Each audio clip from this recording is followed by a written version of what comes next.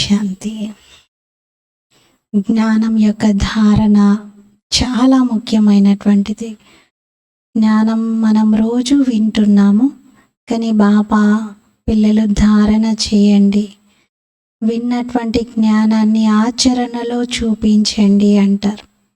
అందుకే ప్రచారం కన్నా ఎక్కువగా ఆచరణకి మనం ప్రాముఖ్యతను ఇస్తాం. బాబా ఈరోజుటి మురళిలో సెల్ఫ్ చెకింగ్ చేసుకోండి, మిమ్మల్ని మీరు నిరీక్షించుకోండి. నా స్థితి ముందుకు వెళ్తుందా, ఆగిపోయిందా, వెనక్కి వెళ్తుందా? ఎలాంటి స్థితిలో ఉండి నేను కర్మలు చేస్తున్నాను అనేది చాలా ముఖ్యం. మన కర్మలు మన వ్యవహారిక జీవితంలో వ్యాపారం కావచ్చు, వృత్తి కావచ్చు, ఇంకేదైనా కావచ్చు, అవన్నీ చేస్తూ కూడా కేవలం బాబా స్మృతిలో ఉండగలగాలి. అలా కాకుండా బాబానే మరిపించేంతగా ఆ జంజాటాల్లో చిక్కుకుంటున్నాము అంటే ఒక్కసారి రీచెక్ చేసుకోవాలి. ఏది నాకు చాలా ప్రధానము, దేన్ని నేను దేనితో జోడించాలి, దేన్ని ముందుంచాలి, దేన్ని వెనక పెట్టాలి, ఒక్కసారి చూసుకోవాలి. మరి ఈరోజటి మురళిలో బాబా ఇటువంటి విషయాలన్నింటి పట్ల అటెన్షన్ని ఇప్పించారు. బాబా మాటల్లోనే విందాము. ఇది 23 ఫిబ్రవరి మురళి. मीठे बच्चे अपना चार्ट रखो तो पता लगे कि हम आगे बढ़ रहे हैं या पीछे हट रहे हैं. మధురమైన పిల్లలు, మీ చార్ట్ పెట్టుకోండి, అప్పుడు మీకు తెలుస్తుంది నేను ముందుకు వెళ్తున్నానా లేక వెనక్కి వెళ్తున్నానా. దేహ అభిమాన్ పీచే హటాతా హై. దేహ అభిమానము వెనక్కి లాగుతుంది. దేహి అభిమాని స్థితి ఆగే బడాతి హై. ఆత్మాభిమాని స్థితి ముందుకు నడిపిస్తుంది.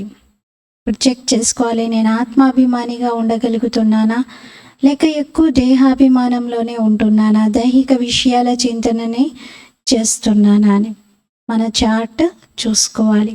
ఒకప్పుడైతే బాబా రాత్రి వేళ నిద్రపోయే ముందు చార్ట్ చూసుకోండి అని చెప్పేవారు. కానీ ఇప్పుడు ఎవ్రీ సెకండ్, ఎవ్రీ మూమెంట్ మనం చెక్ చేసుకోవాలి. రాత్రి వరకు కూడా మనం వెయిట్ చేసి అప్పుడే మొత్తం తప్పులని సరిదిద్దుకుంటాను అని అనుకోకూడదు. ఎప్పటికప్పుడు వెంటనే స్వయాన్ని చెక్ చేసుకుంటూ చేంజ్ చేసుకుంటూ ఉండాలి. అలాంటి స్థితి ఉన్నప్పుడే మనం ముందుకెళ్ళగలుగుతాం.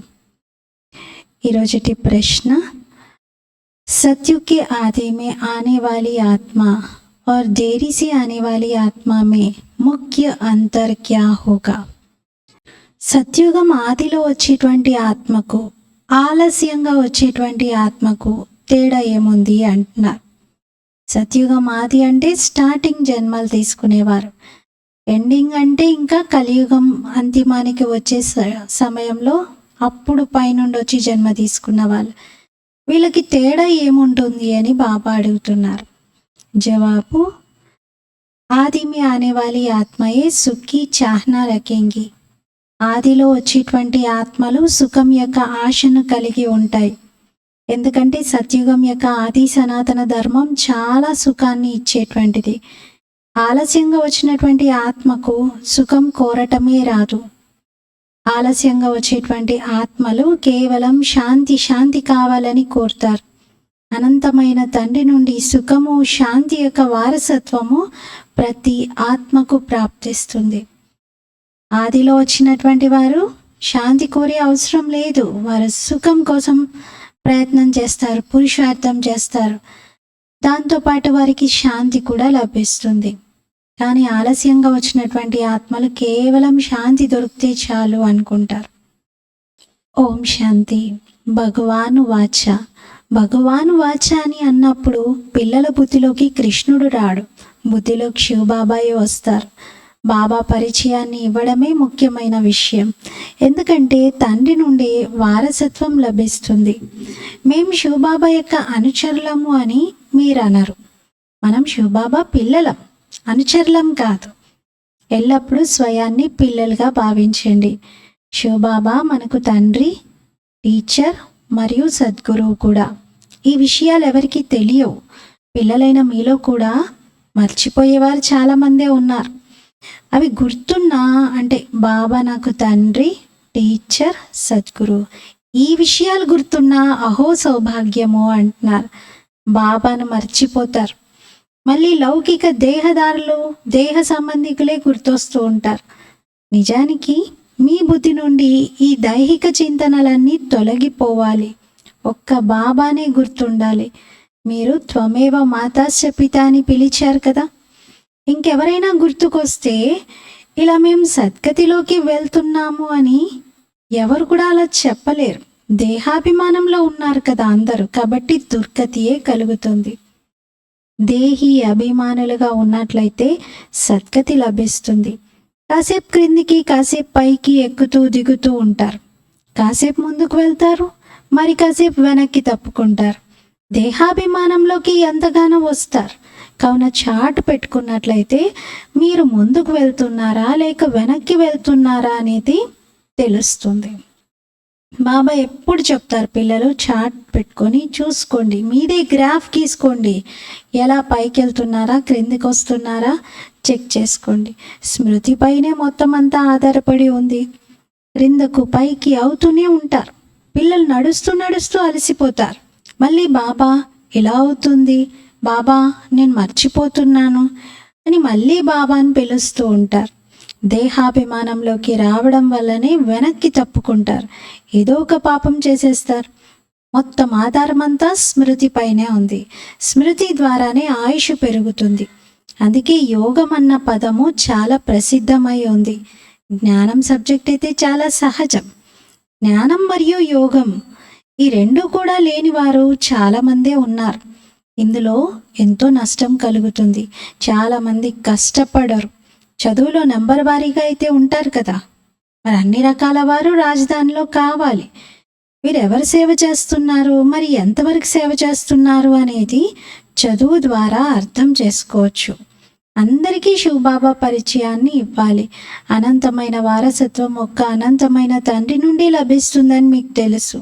ముఖ్యమైనది మాతాపితలు మరియు పిల్లలైన వారు మీరు. ఇది ఒక ఈశ్వరీయ కుటుంబం.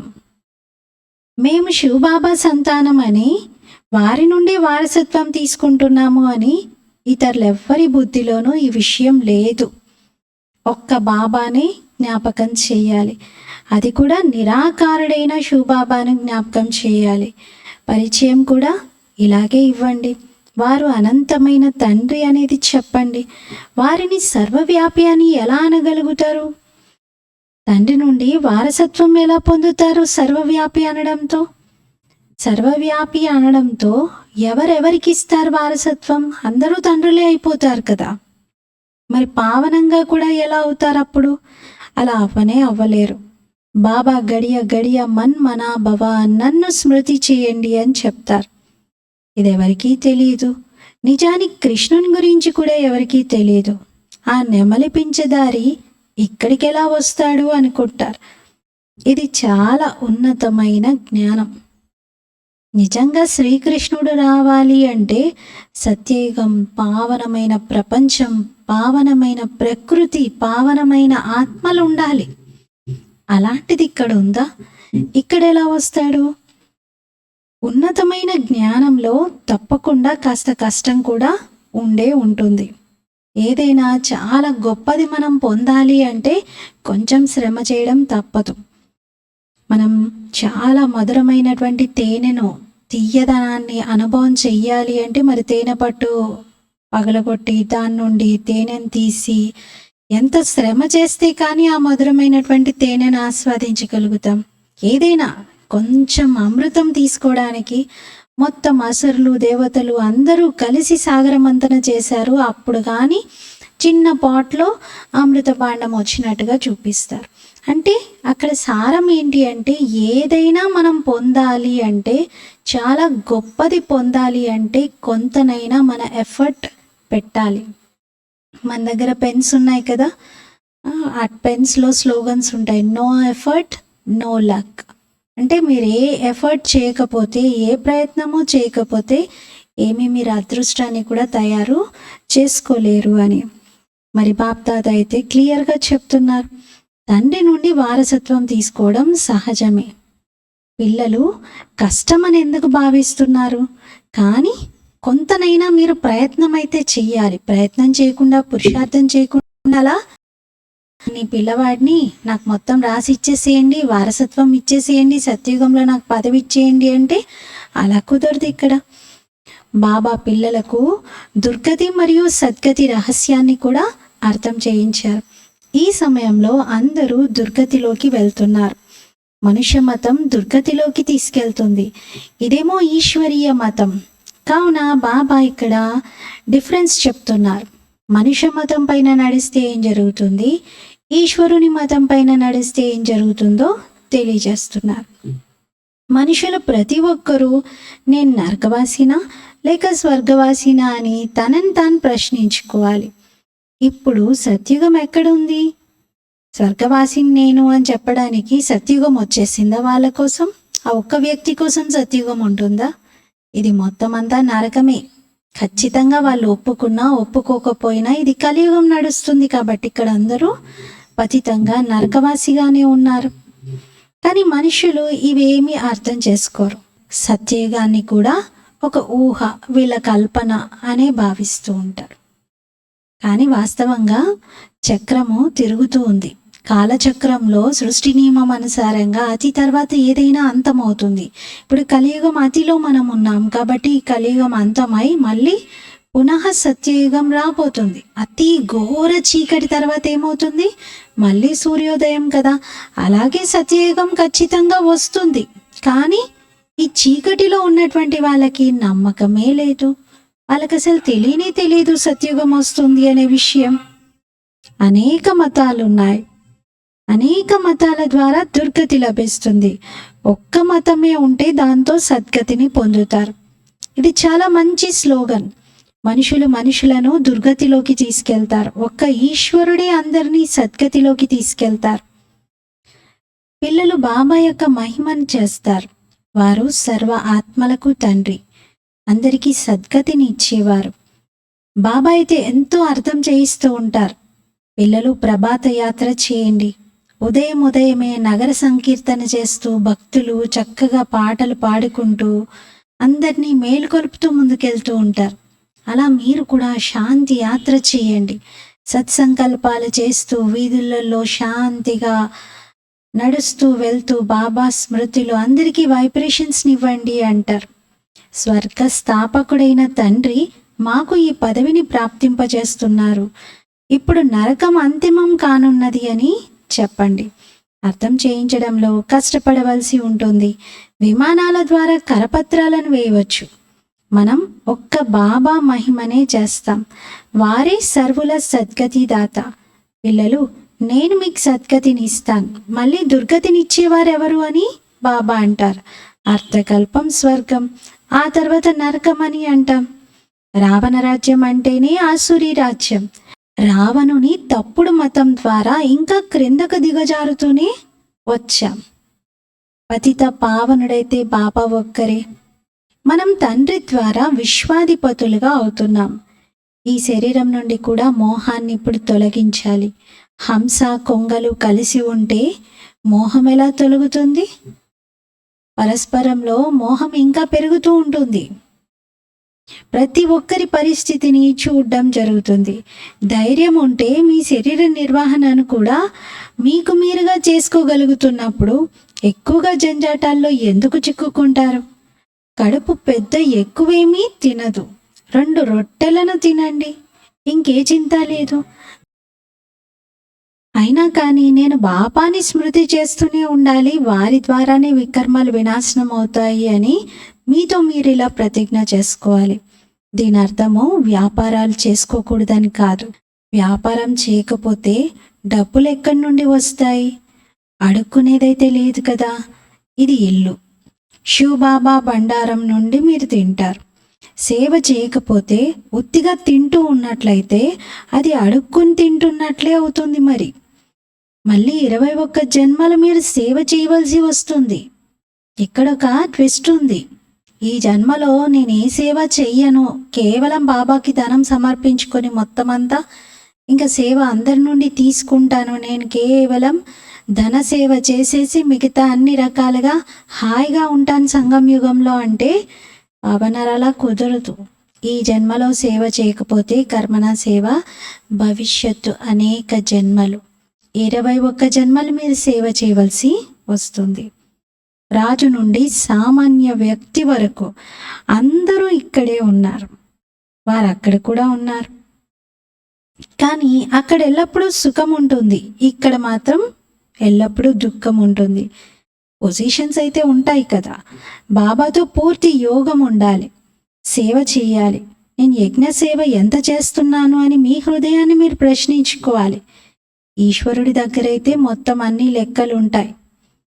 నేను ఈ నడవడిక ద్వారా ఏ పదవిని పొందుతాను అని సాక్షిగా మీకు మీరు చూసుకోవాలి. శ్రీమతంపై నడవడంతో ఎంత ఉన్నత పదవిని పొందుతామో అది కూడా బాబా అర్థం చేయించారు. శ్రీమతంపై నడవకపోతే పదవి ఎలా తగ్గిపోతుందో కూడా బాబా వినిపించారు. ఇవన్నీ అర్థం చేసుకోవాల్సిన విషయాలు. మీ దగ్గరికి ప్రదర్శనలో ఎంతోమంది వస్తారు. ఏ ధర్మం వారు వచ్చినా సరే వారికి పరమాత్మ తండ్రి శాంతి ప్రదాత, వారినే శాంతిదేవ అంటారు. ఇలా చెప్పాలి. జడ చిత్రాలైతే శాంతిని ఇవ్వజాలేవు కదా. మరి మన స్వధర్మమే శాంతి అని బాబా అంటారు. మీరు శాంతి ధామానికి వెళ్ళాలనుకుంటారు. శివబాబా శాంతినివ్వండి అంటూ ఆ తండ్రిని పిలుస్తూ ఉంటారు. మరి శివబాబా శాంతినివ్వండి అని అంటే ఆ తండ్రి ఎందుకు ఇవ్వట్లేదు? మరి పిల్లలకు తండ్రి వారసత్వాన్ని ఇవ్వరా? శివబాబా సుఖం ఇవ్వండి అని పిల్లలు అడిగినా తండ్రి సుఖం ఇవ్వడా? ఈ విషయాలన్నీ మీరు తెలియచేయాలి. వారు స్వర్గస్థాపన చేసే తండ్రి. ఇలా ఇంట్రెస్ట్గా మనమే ప్రశ్న వేసి మళ్ళీ మనమే దానికి జవాబు కూడా ఇచ్చే విధంగా, ఎదుటివారు వినే వాళ్ళకి ఆసక్తి కలిగే విధంగా చెప్పాలి అంటున్నారు. మరి పరమాత్మ తండ్రి సుఖంని ఎందుకు ఇవ్వరు? వారిని స్మృతి చేయకపోతే, వారిని ఏమి అడగకపోతే వారు ఏమి ఇస్తారు? ఇవన్నీ చెప్పండి అంటున్నారు. శాంతి సాగరుడు బాబానే కదా. మీరు సుఖాన్ని కోరుకుంటారు, మరి మొదట శాంతిలోకి వెళ్తారు, పరంధామానికి, ఆ తర్వాత సుఖంలోకి వస్తారు. మొట్టమొదట ప్రతి ఆత్మకు శాంతి, ముక్తి యొక్క ప్రాప్తి లభిస్తుంది. ఎవరైతే వస్తారో ఫస్ట్ పరంధామం నుండి అంటే ముక్తిలో నుండి, శాంతిలో నుండి మొట్టమొదట ఎవరైతే జన్మ తీసుకుంటారో ఆ జన్మ తీసుకున్న కొంత సమయం వరకైనా ఏ యుగంలో వచ్చినా సరే వాళ్ళకి తప్పనిసరిగా సుఖం ప్రాప్తిస్తుంది. ఆలస్యంగా వచ్చే వారికి సుఖాన్ని కోరుకోవడం రానే రాదు, వారు ముక్తిని కోరుకుంటారు.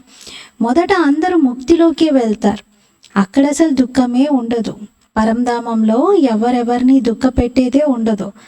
మనం ముక్తి ధామంలోకి వెళ్ళి మళ్ళీ జీవన్ముక్తిలోకి వస్తామని మీకు తెలుసు. మిగిలిన వారంతా ముక్తిలోకే వెళ్తారు. దీన్ని ఖయామత్, వినాశన సమయం అని అంటారు. అందరి లెక్కాచారాలు సమాప్తమయ్యేది ఉంది. జంతువుల లెక్కాచారాలు కూడా ఉంటాయి కదా. రాజుల వద్ద కూడా కొన్ని జంతువులు ఉంటాయి, వాటి పాలన బాగా చేస్తూ ఉంటారు. రేసుల్లో పరిగెత్తేటువంటి గుర్రాలను ఎంత సంభాలిస్తారు. ఆ గుర్రాలకి మెయింటెనెన్స్కే ఎంతో ఖర్చు చేస్తూ ఉంటారు. ఎందుకంటే గుర్రాలు వేగంగా పరిగెత్తితే సంపాదన బాగా ఉంటుంది. యజమాని దాన్ని తప్పకుండా ప్రేమిస్తాడు. ఇది కూడా డ్రామాలో రచింపబడి ఉంది. అక్కడ ఇవి ఉండనే ఉండవు. ఈ రేసులు మొదలైనవన్నీ కూడా ఆ తర్వాత కాలంలో ప్రారంభమవుతాయి. సత్యుగంలో ఇటువంటివి ఉండవు. అక్కడ గుర్రబండ్ల మీద వెళ్ళడమే ఉండదు అసలు. ఎడ్ల బండ్లు, గుర్రబండ్లు అట్లా జంతువులను పెట్టి బండ్లను నడిపించడం అస్సలు అటువంటిది ఉండదు అక్కడ. ఇదంతా రచింపబడి ఉన్నటువంటి ఆట. సృష్టి ఆది మధ్యాంతాలను ఇప్పుడు మీరు తెలుసుకుంటున్నారు. ఆదిలో చాలా కొద్ది మంది మనుషులే ఉంటారు. మనం విశ్వంపై రాజ్యం చేస్తూ ఉంటాం. కానీ బాబా అంటున్నారు, మీలో ఎవరెవరు నేను నిజంగా రాజ్యం చేయగలుగుతాను అని అనుకుంటున్నారు ఒక్కసారి చెక్ చేసుకోండి. ఎందుకంటే మన మనసే మనకు చెప్తుంది. విశ్వం పైన రాజ్యం చేయడం ఏంటి, మీరు స్వయం పైనే రాజ్యం చేయలేకపోతున్నారు, ఒక్కసారి చూసుకోండి స్థితి అని మన మనసే మనల్ని అంటుంది. అందుకే బాబా చెప్తున్నారు, పిల్లలు మీకు మీరు చెక్ చేసుకోండి, నేను ఆ యోగ్యంగా తయారవుతున్నానా లేదా అన్నది. ఆదిలో చాలా కొద్ది మంది మనుషులే ఉంటారు. మీరు ఇప్పుడు సృష్టి ఆది మధ్యాంతాలని తెలుసుకుంటున్నారు. మనం అనేకుల కళ్యాణం చేస్తాం, ఇందులో కొంత కష్టపడవలసి ఉంటుంది. ఇప్పుడు బాబా మనకి లభించారు. ప్రపంచంలోని వారు పరస్పరం పోట్లాడుకుంటూ ఉన్నారు. వినాశనం కూడా దగ్గరగా ఉంది. వినాశనం కొరకు కూడా ఏమేం సిద్ధం చేస్తున్నారో చూడండి. అగ్ని బాంబులను తయారు చేస్తారు. ఒక్కసారి ఆ అగ్ని బాంబులు ప్రయోగించారు అంటే మొత్తం ప్రపంచానికి నిప్పంటుకుంటుంది. ఈ కలియుగ ముళ్ళ అడవి అంతా కూడా తగలబడుతుంది. ఈ అడవికి మంటలు తక్కువగా ఏమీ అంటుకోవు అంటున్నారు. అంటే చాలా అధికంగా నిప్పు అంటుకుంటాయి. వాటిని ఆర్పే ప్రయత్నం ఏ ఫైర్ ఇంజన్ వాళ్ళు కూడా చేయలేకపోతారు. ఎవరు దాని నుండి కాపాడలేరు. అలా మొత్తం ప్రపంచమంతా కూడా వినాశనానికి దారితీస్తుంది. లెక్కలేనన్ని బాంబులను తయారు చేస్తూ ఉంటారు. వాటిల్లో గ్యాస్, విషం ఇవన్నీ నింపుతారు. ఆ గాలి సోకగానే చాలు మరణిస్తారు. మృత్యువైతే మీ ముందే నిల్చొని ఉంది. కావున వారసత్వాన్ని తీసుకోవాలనుకుంటే తీసేసుకోండి, మళ్ళీ ఈ సమయం రాదు. మృత్యువుని చూసి మొత్తం అంతా సిద్ధంగా ఉంది అని అర్థమై కూడా ఇప్పటికీ ఇంకా వారసత్వాన్ని తీసుకునే పురుషార్థం చేయకపోతే ఇంకెవ్వరూ ఏమీ సహాయం చేయలేరు. చివరికి ఇంకా రక్తపు కన్నీరు కారుస్తూ ఏడుస్తూ ఉంటారు. అయ్యో, ఎన్నిసార్లు వారించినా కూడా నేను తీసుకోలేదు, నేనేం పురుషార్థం చేయలేదు, నేనంతా పోగొట్టుకున్నాను అని బాధపడతారు. బాబా అయితే పిల్లలు కష్టపడండి అంటారు. వ్యాపారాలు మొదలైన వాటన్నింటిలో మరీ టూ మచ్గా వెళ్ళకండి. మీరు చాలా అటెన్షన్ ఇవ్వాల్సి ఉంటుంది. బ్రహ్మ బాబాకు శివబాబా ప్రేరణ కలిగించారు. ఇంకా నీ వ్యాపారం, వ్యవహారం వీటన్నిటిపై నుండి దృష్టిని తొలగించి కేవలం నా స్మృతిలో ఉండు అని. ఎందుకంటే బ్రహ్మబాబా అప్పటికే చాలా సంపాదించారు కాబట్టి అతను టూ మచ్గా వెళ్ళే అవసరం లేదు అని శివబాబా డైవర్ట్ చేశారు. ఏది ప్రధానమో, ఏది ముఖ్యమో బాబా అటువైపే తీసుకెళ్లారు. లక్ష్మీనారాయణల చిత్రాన్ని చూడడంతోనే మనసు చాలా సంతోషపడుతుంది. ఎందుకంటే ఇదే మన లక్ష్యం కదా. మన లక్ష్యం, ఉద్దేశము నరుడి నుండి నారాయణుడిగా, నారి నుండి శ్రీలక్ష్మిగా తయారవ్వటం. పూజ చేస్తున్నా కానీ మేము ఈ విధంగా అవ్వగలుగుతాము అన్నది ఎవరికీ తెలియదు. నిన్నటి వరకు మనం పూజారులుగా ఉన్నాం, ఈరోజు పూజ్యులుగా అవుతున్నాం. బాబా రావడంతో ఇంకా పూజారి స్థితి నుండి పూజ్యులుగా అయ్యే పురుషార్థంలో నిమగ్నం అయిపోయాం. బాబా వినాశనము మరియు స్థాపనల సాక్షాత్కారం కూడా చేయించారు కదా. నేను విశ్వాధిపతిగా అవుతున్నాను అని బ్రహ్మబాబాకైతే నష ఎక్కింది. ఇంక ఇవన్నీ అంతమవ్వనున్నాయి. మరి నేను బాబాని ఎందుకు స్మృతి చేయకూడదు, ఎందుకు బాబా చెప్పినట్లుగా పురుషార్థం చేయకూడదు అని బాబా ఇదే పురుషార్థంలో నిమగ్నమయ్యారు.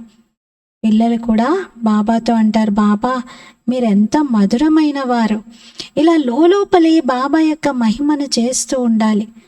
ఆత్మలైన మనందరికీ తండ్రి ఒక్కరే, వారి నుండి వారసత్వం లభిస్తుంది. మనం భక్తి మార్గంలో వారిని జ్ఞాపకం చేస్తూ వచ్చాం. వారు పరంధామంలో ఉండేవారు. అందుకే బాబా చిత్రం కూడా వారు పరంధామం నుండి క్రిందకు వచ్చారు కాబట్టి తయారు చేయగలిగాం. అసలు ఎప్పుడూ ఈ సృష్టిలో అవతరించకపోతే, ఈ సృష్టిలో వచ్చి తన కర్తవ్యాన్ని నిర్వర్తించకపోతే భగవంతుని చిత్రాన్ని కూడా ఎలా తయారు చేయగలిగేవారిమి? శివ జయంతిని కూడా జరుపుతున్నాం. మరి బాబా పరంపిత పరమాత్ముడు సృష్టిపైన అవతరించిన దానికి గుర్తుగానే కదా మిగిలిన వారందరినీ మనుష్యులు లేక దేవతలని అంటారు. అన్నింటికంటే మొదట ఆది సనాతన దేవీ దేవతా ధర్మం ఉండేది. ఆ తర్వాత దాని వెనుక ఇతర ధర్మాలన్నీ వచ్చాయి.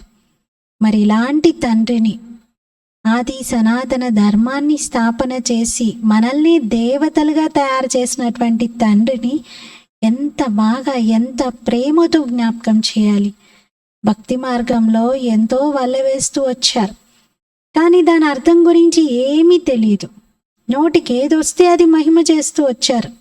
అనేక మతాలు ఉన్నాయి, అనేక స్థుతులు ఉన్నాయి, అనేక రకాలుగా భగవంతుని యొక్క మహిమను వేరువేరు రకాలుగా వేరువేరు రూపాలతో పోలుస్తూ చేస్తూ వచ్చారు.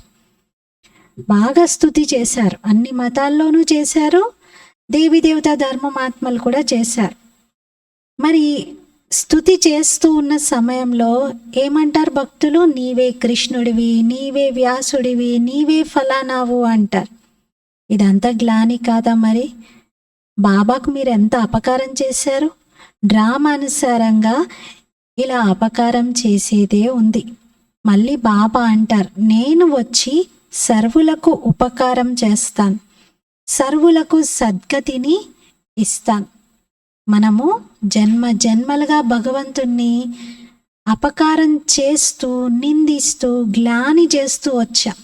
కానీ బాబా అనేక జన్మల కోసం మనకి సుఖం ఇవ్వడానికి మన పైన ఉపకారం చేస్తూ ఉన్నారు.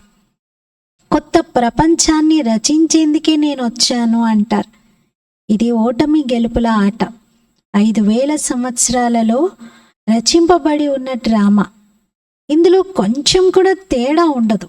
డ్రామా రహస్యాన్ని బాబా తప్ప ఇంకెవరూ అర్థం చేయించలేరు. మనుష్య మతాలైతే చాలా వెలువడుతూ ఉంటాయి. దేవతా మతం అసలు ఎవరికి లభించదు. మిగిలినవన్నీ మనుష్య మతాలే. గురువు మతాలైనా, ఇంకెవరైనా మహానుభావులు, గొప్ప వ్యక్తుల యొక్క మతమైన అన్ని మనుష్య మతాలే. ప్రతి ఒక్కరూ తమ తెలివిని చూస్తూ ఉంటారు. ఇదే గెలుపు ఓటమిల ఆట. ఇది 5000 సంవత్సరాల రచింపబడి ఉన్న డ్రామా. దీంట్లో కొంచెం కూడా తేడా ఉండదు. ఈ డ్రామా రహస్యాన్ని బాబా తప్ప ఇంకెవరూ అర్థం చేయించలేరు. మనుష్య మతాలైతే చాలా వెలువడుతూ ఉంటాయి. దేవత మతం ఎవరికీ లభించదు. మిగిలినవన్నీ మనుష్య మతాలే. ప్రతి ఒక్కరూ తన తెలివిని చూపిస్తూ ఉంటారు. ఇప్పుడు మీరు ఇంకెవ్వరినీ స్మృతి చేయకూడదు. ఆత్మ కేవలం తన తండ్రి స్మృతినే చేస్తూ ఉండాలి. దీంట్లో కొంచెం కష్టపడాలి. భక్తులు కూడా కష్టపడతారు కదా, ఎంతో శ్రద్ధతో భక్తి చేస్తారు. ఏ విధంగా భక్తులు చేస్తున్నారో అలాగే మీది జ్ఞానంలో శ్రమ. భక్తులు ఏమైనా తక్కువ కష్టపడుతున్నారనుకుంటున్నారా? భక్తి చేసేవారిని చూడండి, ఎన్ని రకాలుగా, ఎన్ని పట్టింపులతో, ఎన్ని పాటిస్తారు. ఎంత వ్రతం అని ఏదైనా పెట్టుకుంటే దాన్ని ఎంత నిష్ఠగా పాటించి చేస్తారు. గురువులు రోజు 108 మాలను తిప్పమని అంటారు. మళ్ళీ ఒక గదిలో కూర్చుండిపోతారు. మాలను తిప్పుతూ గంటలైపోతుంది.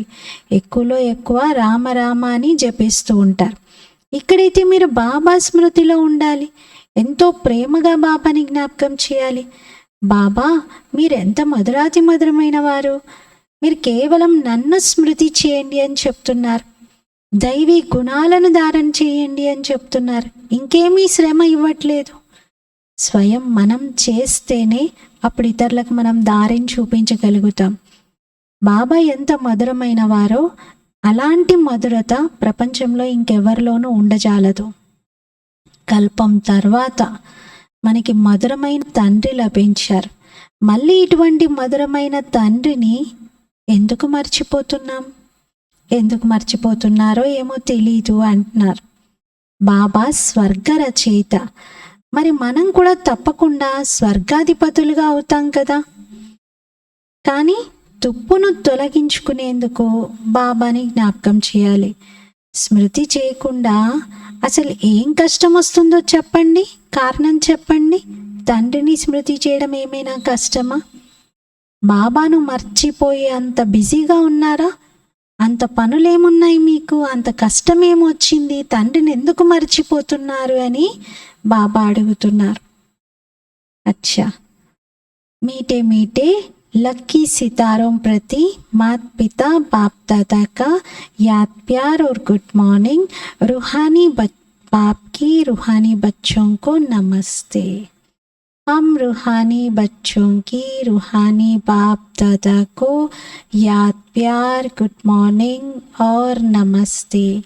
మేరా బాబా, మీఠా బాబా, ప్యారా బాబా, శుక్రియా బాబా.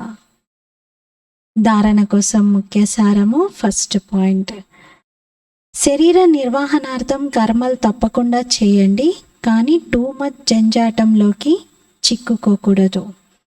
వ్యాపార వ్యవహారాల చింతన బాబాను మరిపింపజేసేదిగా ఉండకూడదు.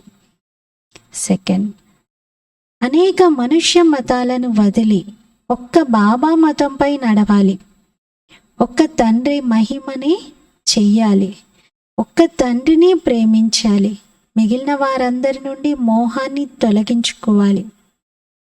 బాబా ఫస్ట్ పాయింట్లో లౌకిక వ్యవహారాల్లో మీరు టూ మచ్గా బిజీ అయి బాబాను మర్చిపోయేలాగా ఉండకూడదు. అది మీ ఉద్యోగమైనా వ్యాపారమైనా ఏదైనా సరే బాబాను మరిపింపచేస్తుంది, బాబా చెప్పే విషయాలకి మురళికే అసలు సమయం ఇవ్వకుండా చేస్తుంది అంటే అంత అవసరం లేదు. ఒక్కసారి రీచెక్ చేసుకోవాలి. రెండవది, మనుష్య మతాలన్నీ వదిలిపెట్టండి. ఇప్పుడు భగవంతుడు ఈశ్వరుని మతం ఈ సంగమ యుగంలో మాత్రమే లభిస్తుంది. మిగతా అన్ని యుగాల్లో దేవతల మతం, మనుషుల మతం లభిస్తుంది. కానీ ఇక్కడ మాత్రమే సంగమ యుగంలో ఈశ్వరుని శ్రీమతం. కాబట్టి శ్రీమతమునే పాటించాలి. వరదానం, అనంతమైన వైరాగ్య వృత్తి ద్వారా పాత సంస్కారాల యుద్ధం నుండి సురక్షితంగా ఉండే మాస్టర్ జ్ఞాన సంపన్న భవ. బేహద్ వైరాగ్య వృత్తి ద్వారా పాత సంస్కారాల యుద్ధం నుండి సురక్షితంగా ఉండేటువంటి మాస్టర్ జ్ఞాన సంపన్న భవ. వివరణ, పాత సంస్కారాల కారణంగా సేవలో మరియు సంబంధ సంపర్కాల్లో విఘ్నాలు కలుగుతూ ఉంటాయి. సంస్కారాలే భిన్న భిన్న రూపాలతో తమ వైపు ఆకర్షిస్తూ ఉంటాయి. ఎక్కడైతే ఏ విధమైన ఆకర్షణ అయినా ఉంటుందో అక్కడ వైరాగ్యం ఉండదు. ఈ సంస్కారాలు అంశమాత్రం దాగి ఉన్నా కానీ సమయానుసారంగా వంశం యొక్క రూపాన్ని ధరిస్తాయి, పరవశం చేసేస్తాయి. కావున జ్ఞాన సంపన్నులై అనంతమైన వైరాగ్య వృత్తి ద్వారా పాత సంస్కారాల, సంబంధాల, పదార్థాల యుద్ధం నుండి ముక్తులైనట్లయితే సురక్షితంగా ఉంటారు. దేని యుద్ధం నుండి ముక్తులుగా ఉండాలి? పాత సంస్కారాలు, సంబంధాలు, పదార్థాలు, వీటన్నిటితో వార్ జరుగుతుంది లోపల. ఈ వార్ నుండి ముక్తులుగా ఉండండి అంటున్నారు. అప్పుడు సేఫ్గా ఉంటాం. స్లోగన్, మాయ నుండి నిర్భయులుగా అవ్వండి మరియు పరస్పర సంబంధాలలో నిర్మాణులుగా అవ్వండి. మాయతో నిర్భయంగా ఉండాలి, సంబంధాలలో వినమ్రంగా, నమ్రత చిత్తులుగా ఉండాలి. ఈరోజుటి స్వమానము, నేను మాస్టర్ జ్ఞాన సంపన్నుడను. నేనాత్మను, మాస్టర్ జ్ఞాన సంపన్నుడను.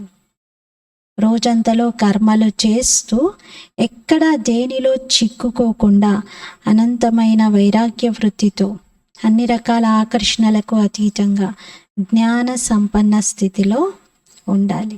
దీనిపైన అటెన్షన్. ఓం శాంతి.